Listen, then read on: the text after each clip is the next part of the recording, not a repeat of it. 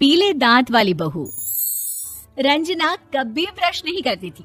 उसे कितनी बार उसके माँ बाप ने डांटा, लेकिन उसका कोई असर उस पर होता ही नहीं था, जिस कारण से उसके दांत पीले पीले हो जाते हैं। शादी के बाद। अरे बहू, वैसे तो तुझ में कोई कमी नहीं है, पर तेरे दांत इतने पीले कैसे हैं बेटा? कैसे है मतलब? कोई सर्जरी थोड़ी ना कराइए। वो तो क्या नाम, मैं ब्रश नहीं करती थी तो पीले हो गए। अब क्या करूं? आप कहें तो लाल करवा लूं या फिर काले? यार ये क्या है, क्यों माँ से लड़ रही हो? लड़ रही हूँ? अरे मैं लड़ रही हूँ या ये बोल रही है कि दांत पीले हैं, पीले। अरे तपस्या थोड़ी ना की है इन्हें पीले करने के लिए। बकायदा ब्रश नहीं किया है 20 साल तक, तब जाकर। छी, कैसी बात कर रही हो? ये उस वक्त तो पीले नहीं थे जब हम लोग तुम्हें देखने आए थे। अरे तब साफ करवा लिया होगा डेंटिस्ट के पास जाकर। अब देखो कैसे पीले पीले लग रहे हैं। रंजना सास की तरफ गुस्से से देखती है। फिर शुरू हो गई पीले पीले पीले। अरे पीले तो तब भी थे जब मेरे हाथ का रसगुल्ला उड़ा उड़ा कर खा रही थी और बोल रही थी, लड़की नहीं गुणों का खजाना दे रहे भाई साहब आप। खैर, अब वो लोग करते भी तो क्या करते, पीले दांत वाली बहू पल्ले पड़ी थी तो झेलना तो था ही। एक दिन कीर्तन में रंजना गाना गा रही थी। अरे कमला बहन, माँ का द्वार है, यहाँ तो सब शुद्ध होकर आते हैं, फिर अपनी बहू को ब्रश भी नहीं करवाती तुम। दूर से पीले पीले दांत भक्ति में बाधा उत्पन्न कर रहे हैं। अरे कोई 2 साल के बच्चे थोड़ी ना लेकर आई हूँ मैं बहू बनाकर। अच्छी खासी लड़की है, अरे कैसे करवाऊं ब्रश? ये तो उसे खुद करना चाहिए ना। अब माँ बाप तो इसके जैसे तैसे निपटा दिए, ये नहीं सोचा कि सास कैसे संभालेगी। सास बहू को लेकर घर आ जाती है, लेकिन सोच लेती है कि अब इसे लेकर कहीं नहीं जाएगी। अगले रोज बहू कहती है, अरे क्या हो गया, मंदिर नहीं जाना क्या? कीर्तन का वक्त हो रहा है। मेरी मधुर वाणी से कान्हा जी जागते हैं और सोते हैं। आप तो जानती है ना उनकी भक्ति में कितना मन लगता है मेरा। वो क्या है ना, तबीयत ठीक नहीं लग रही है मेरी, आराम करूंगी मैं। तबीयत ठीक नहीं लग रही? अभी तो मिथुन के गाने पर नाच रही थी आप, और अब बोल रही है कि तबीयत ठीक नहीं लग रही। अरे भक्ति में मन लगा लो सासू माँ, ऊपर जाना है, क्या मुंह दिखाओगी आप? हाँ? सास को बहू की बात पर गुस्सा आ जाता है। मैं क्या मुंह दिखाऊंगी, इसकी चिंता तो ना कर, समझी?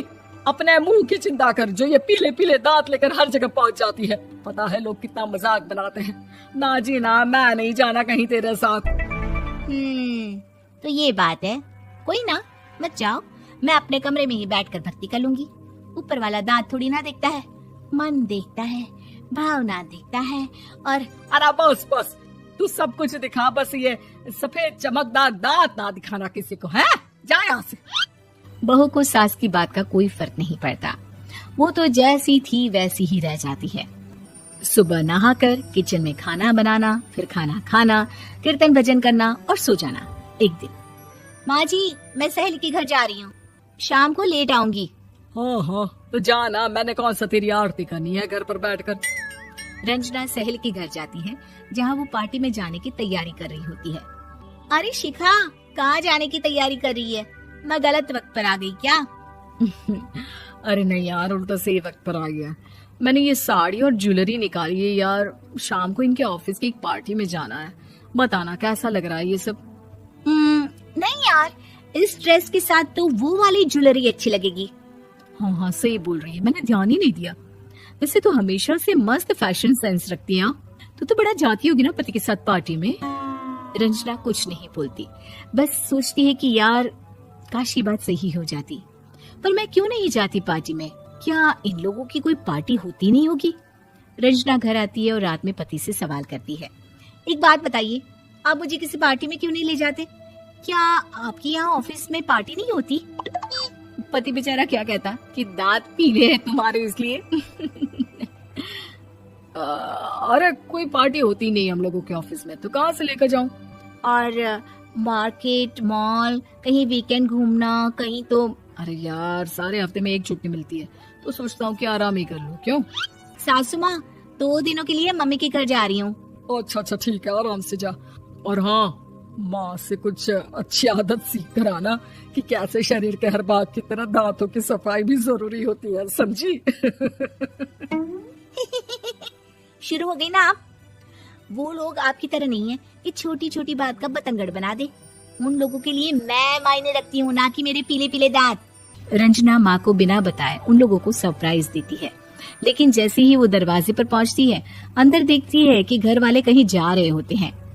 अब माँ, काश रंजना दीदी के दांतों वाली प्रॉब्लम नहीं होती तो वो भी हम लोगों के साथ चलती ना बुआ जी की बेटी की शादी में।